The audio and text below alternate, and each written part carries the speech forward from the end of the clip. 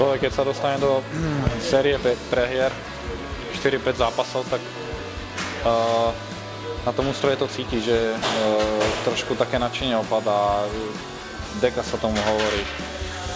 Keď už prehráte 8 zápasov, už je to veľmi nepríjemné, ale v tejto situácii musíme nájsť lídrov, aby ten tým potiahli, a je to na nás, aby to tam niekto zobral na seba. Zatiaľ sa nám to nedarilo, dávame málo gólov a samozrejme tie týmy majú vynikajúcich hráčov, takže sa presadzujú, ale ako som povedal, 2 góly za zápas je málo.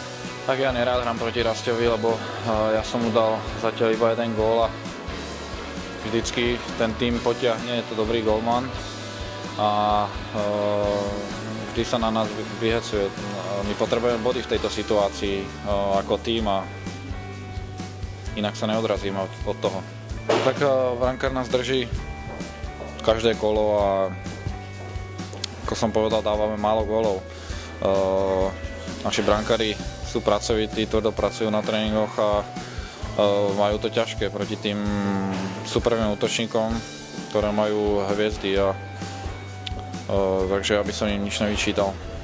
Tu sme prehrali 3 zápasy v rade, síce to boli silní superi, ale ja verím, že trošku tá atmosféra tej Sparty nám pomôže.